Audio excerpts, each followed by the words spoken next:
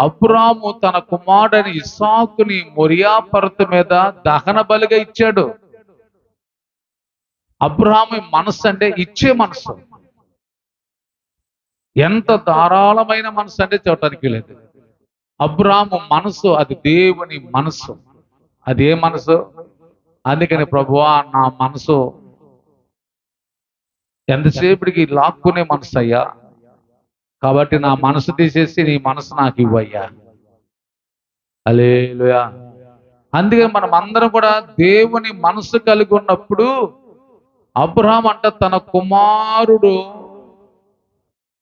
తన కుమారుని ఇవ్వటానికి ఏమాత్రం వెనుకాడలేదు అని అంది అక్కడ.